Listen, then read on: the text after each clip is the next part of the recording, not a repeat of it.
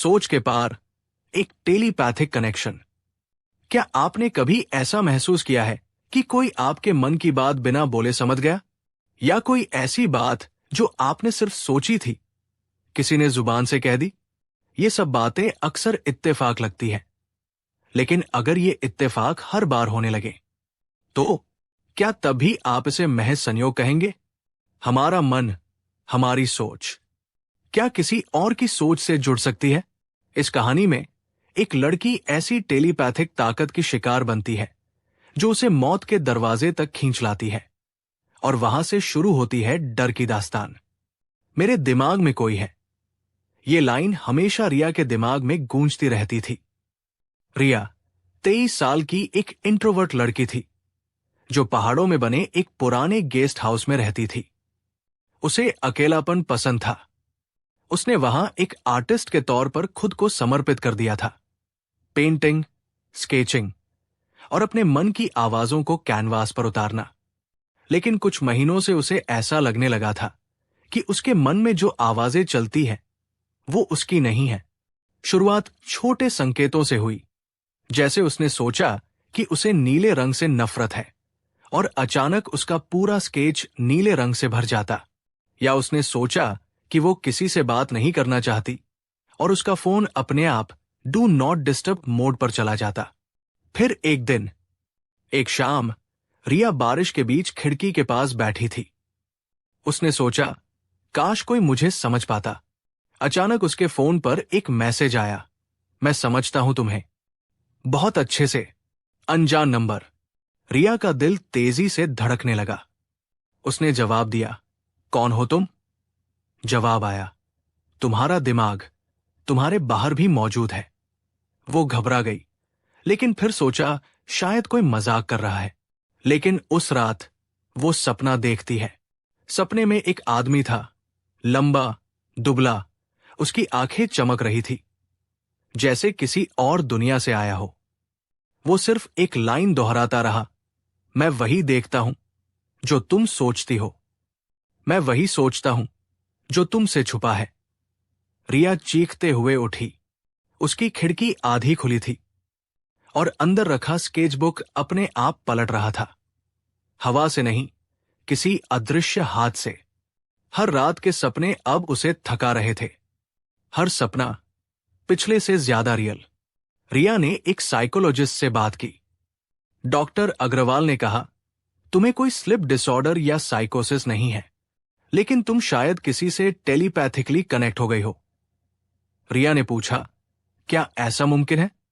Doctor ने धीरे से कहा, वैज्ञानिकों ने कभी इसे पूरी तरह नकारा नहीं है। अगर तुम्हारे विचारों की तरंगे किसी और से मैच करती है, तो वो इंसान तुम्हारे मन की सुन सकता है और भेज भी सकता है। रिया घबरा गई। क्या वो आदमी मेरा दिमाग कंट्रोल कर रहा है? डॉक्टर चुप रहा। रिया अब खुद को कमरे में बंद रखने लगी थी। उसने खिड़की बंद कर दी, दरवाजा लॉक कर दिया और हर आईना हटा दिया, क्योंकि हर आईने में वो उसी आदमी की झलक देखती थी। लेकिन एक रात दरवाजा अपने आप खुला। उसने दरवाजे की तरफ देखा, वहां कोई नहीं था। पर उसके दिमाग में गूंजा, जब सोच बंद नहीं होती तो ताले भी क्या करेंगे? रिया कांपने लगी। उस रात उसने अपने बाल काट लिए। सोचा शायद उसका लुक बदल जाए, शायद कनेक्शन टूट जाए। लेकिन अब वो आदमी दिन में भी दिखने लगा। उसकी परछाई उसकी सोच में नहीं, कमरे की दीवारों पर घूमती थी। एक सुबह रिया ने खुद को अपने ही बनाए एक स्केच में पाया। कैनवास पर उसका चेहरा था, लेकिन आंखें किसी और की, वही चमकती आंखें। वो चीख उठी और बाहर भागी।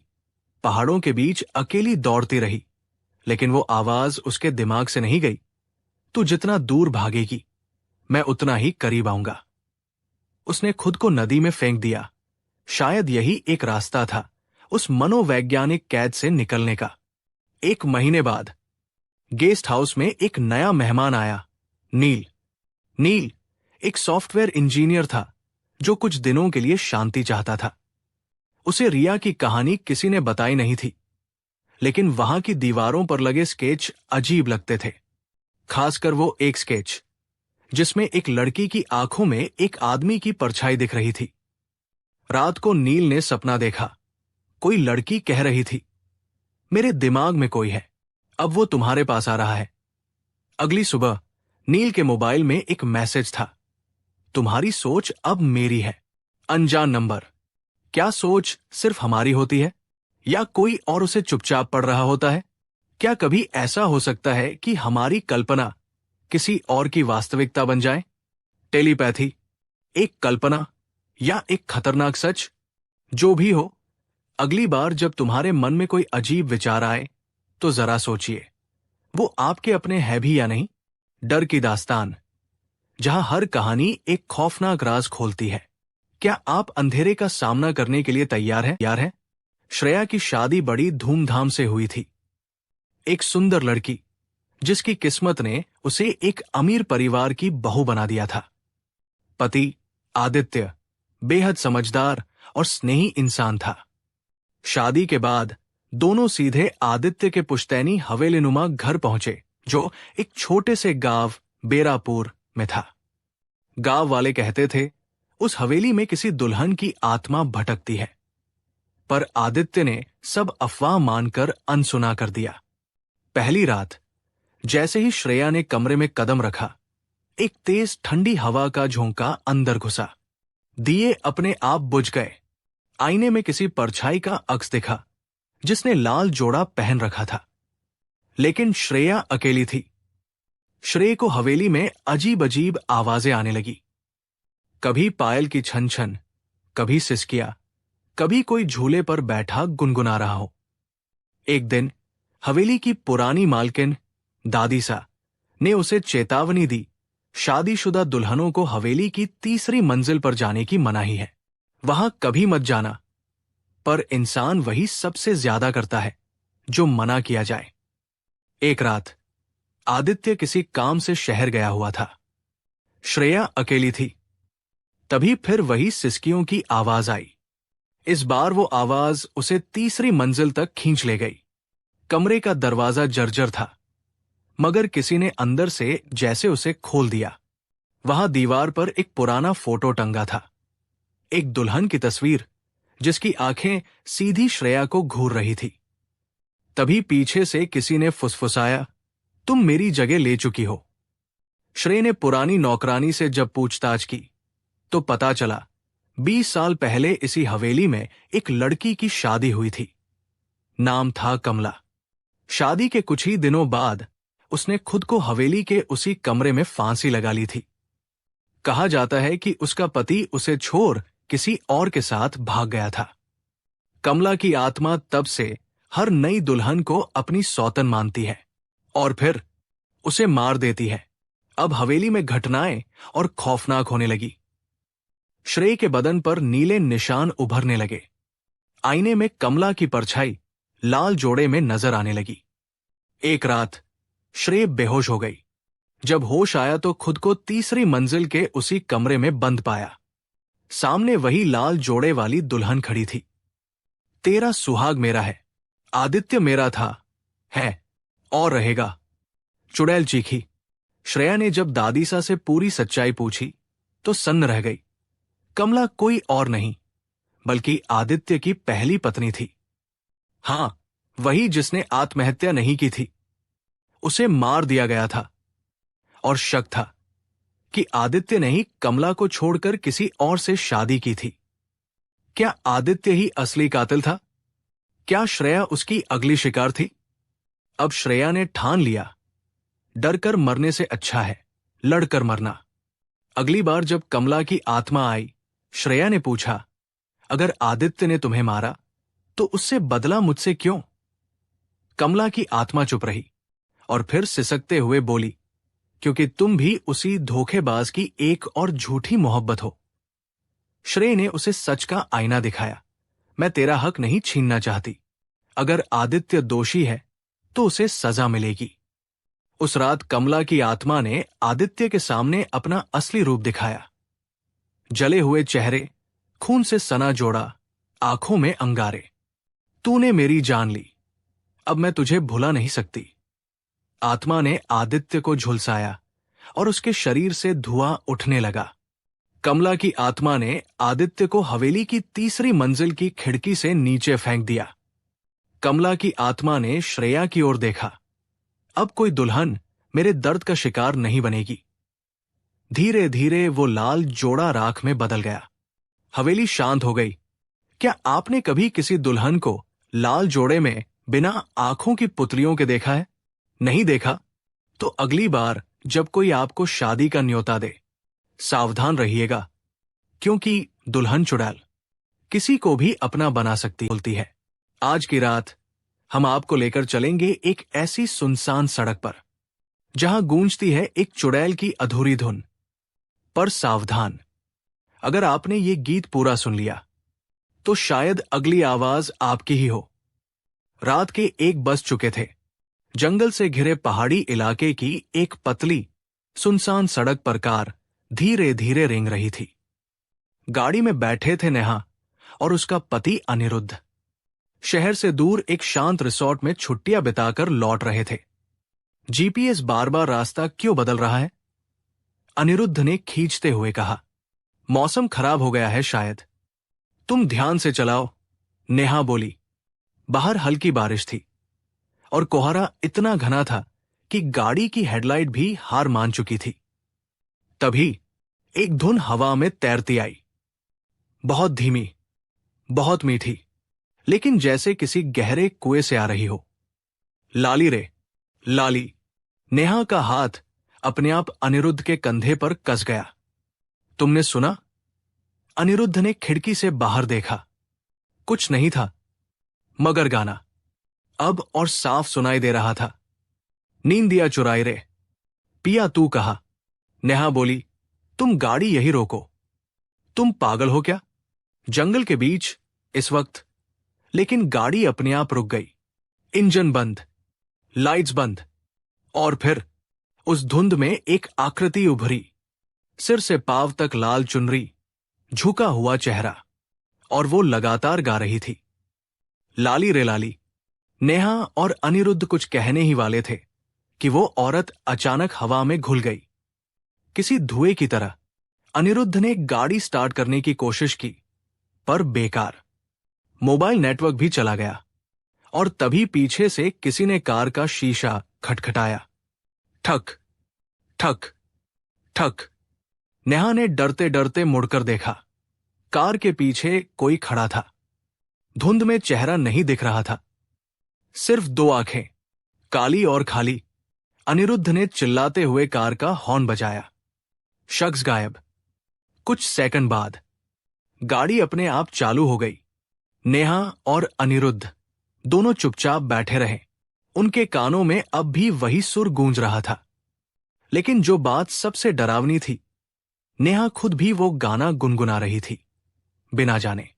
वो लोग आगे बढ़े और थोड़ी ही दूरी पर एक पुराना सा गेस्ट हाउस दिखा, टूटा फूटा।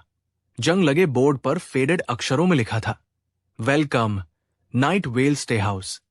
कोई और चारा नहीं है, अनिरुद्ध ने कहा। यहां रुकते हैं, सुबह निकलेंगे। अंदर घुसते ही एक ठंडी लहर दौड़ी। फर्श पर धूल थी, लेकिन रिसेप्शन पर एक घंटी रखी थी जो अपने आप बज उठी। एक बूढ़ी औरत प्रकट हुई, चेहरे पर झुर्रियां, आंखों में अजीब सी चमक। कमरा चाहिए? उसने पूछा। हाँ, नेहा बोली।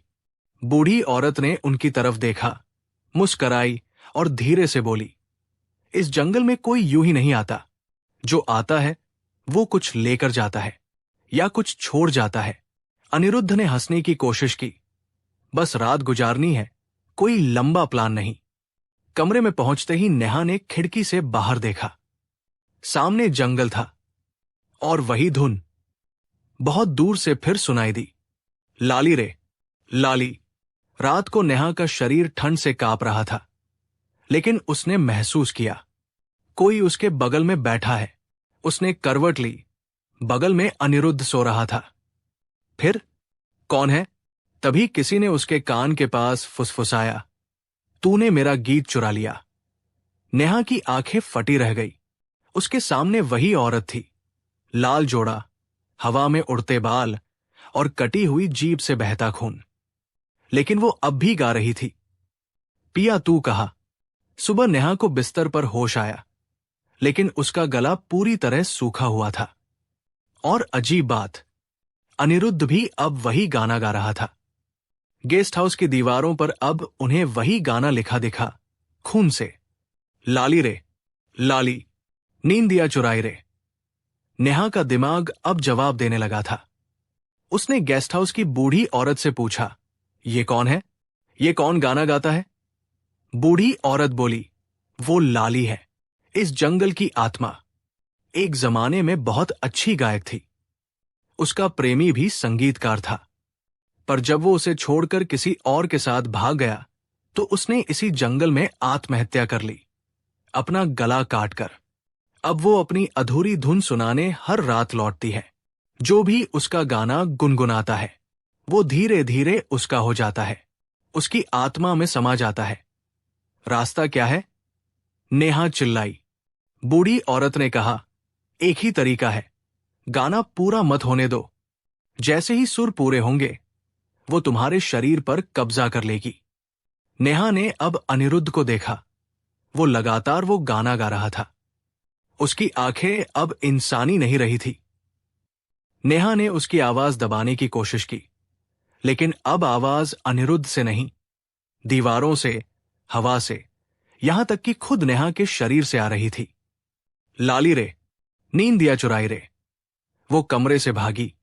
सीढ़ियां उतरते वक्त चारों ओर वही चेहरा, वही लाल जोड़ा। छत से उल्टा लटकता हुआ वो चेहरा गा रहा था। नेहा चीख पड़ी। सुबह का सूरज उगा। गेस्ट हाउस अब वीरान था। किसी ने वहां नेहा और अनिरुद्ध को नहीं देखा। बस एक कमरा खुला मिला। दीवारों पर खून से लिखा था। धुन अब अधूरी नहीं रही। 1 साल बाद एक नई जोड़ी उसी रास्ते से गुजरती है। गाड़ी खराब होती है, जीपीएस फेल, कोहरा घना, और दूर से कोई गाना सुनाई देता है, लाली रे लाली। क्या आपने भी कहीं सुनी है ये धुन? क्या आपने भी कभी किसी सुनसान रास्ते पर कोई आवाज गुनगुनाते हुए महसूस की है, जब आप अकेले थे? अगर हां, तो कमेंट में हमें जरूर बताएं।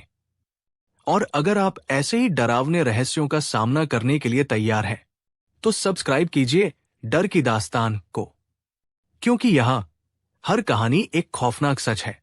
हम फिर मिलेंगे एक नई दास्तान के साथ। तब तक अंधेरे से दूर रहिए। आज हम आपको ले चलेंगे एक ऐसे जंगल में जहां एक बंजारन की आत्मा आज भी इंतजार करती है अपने अधूरे बदले का। लेकिन याद रखना, जंगल की खामोशी से ज्यादा खतरनाक होती है उसकी आवाज। बारिश की बूंदें काले बादलों को चीरती हुई जमीन पर गिर रही थी। एक घना जंगल जहां सूरज की किरणें भी दिन में नहीं पहुंचती। वही जंगल के किनारे बसा था छोटा सा गांव, शिवपुर। कुछ लोग कहते थे कि वहां रात में कोई औरत रोती है, कुछ कहते वो गाती है, लेकिन सब जानते थे वो बंजारन थी। और जो भी उसकी आवाज सुनता वो फिर कभी लौटकर नहीं आता। गांव के बाहरी हिस्से में बने एक पुराने घर में रिया अपने दोस्तों के साथ रुकी थी। शहर से आई थी, रिसर्च कर रही थी लोक कथाओं पर। उसके साथ थे उसके 2 दोस्त, विक्रम और कृतिका। रिया की रिसर्च का विषय था ग्रामीण भारत में भूत प्रेत की कहानियां और उनका सच।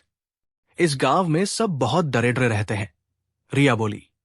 कृतिका हंसी, क्योंकि इन्हें बंजारन से डर लगता है। विक्रम ने टोका, कहानी तो काफी पॉपुलर है।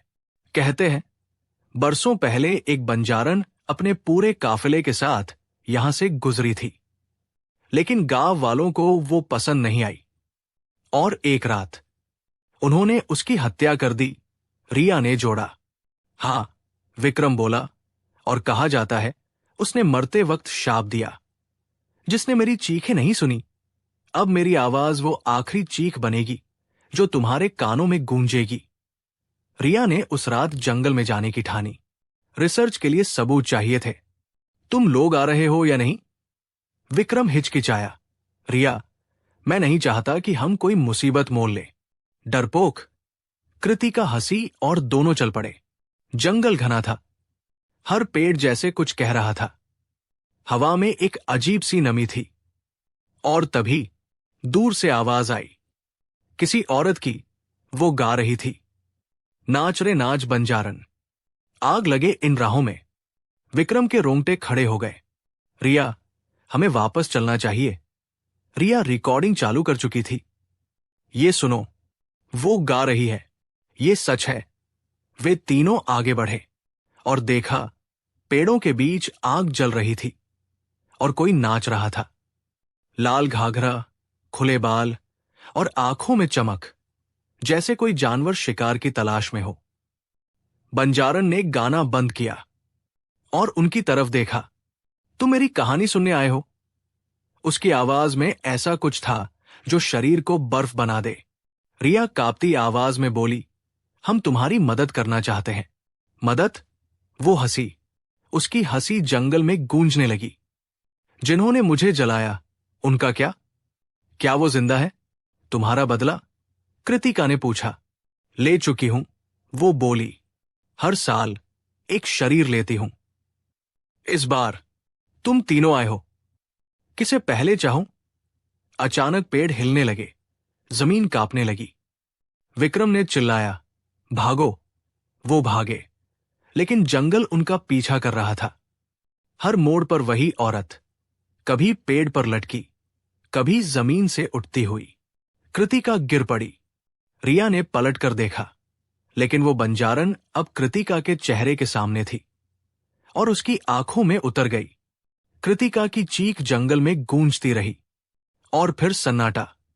रिया और विक्रम किसी तरह गांव तक पहुंचे, लेकिन सुबह जब गांव वाले आए, उन्हें सिर्फ एक चीज मिली, रिकॉर्डिंग डिवाइस जो रिया के हाथ में था। और उसमें वही गाना बज रहा था, नाच रे नाच बंजारन, तू ही मेरी आग। गांव वालों ने कहा, अब वो चैन में है। आज उसने फिर किसी को अपना लिया। लेकिन कहानी यही खत्म नहीं हुई। 1 साल बाद एक नया रिसर्चर आया। उसका नाम था आदित्य। उसके हाथ में एक पुरानी रिकॉर्डिंग थी, रिया की आवाज में। अगर तुम ये सुन रहे हो, तो शायद मैं अब जिंदा नहीं, लेकिन ये कहानी अधूरी है। बंजारन अब भी जिंदा है। वो हर उस इंसान को बुलाती है जो उसकी कहानी सुनता है। अब वो तुम्हें ढूंढ रही है। रिकॉर्डिंग के अंत में बस एक आवाज गूंजी, नाच रे नाच बंजारन। और फिर स्क्रीन काली हो गई। क्या आपने भी उस आवाज को सुना? क्या आपने महसूस किया कि कोई आपके बहुत पास से गुजरा? अगर हां, तो हो सकता है अब अगला नंबर आपका हो। ये थी शापित बंजारन का जंगल, डर की दास्तान से। ऐसी ही और कहानियों के लिए जुड़िए हमारे साथ। सब्सक्राइब कीजिए, क्योंकि यहां हर कहानी एक खौफनाक सच है। हम फिर लौटेंगे एक और दास्तान के साथ। तब तक अकेले जंगल में मत जाना, और अगर जाओ तो आवाजें मत सुनना।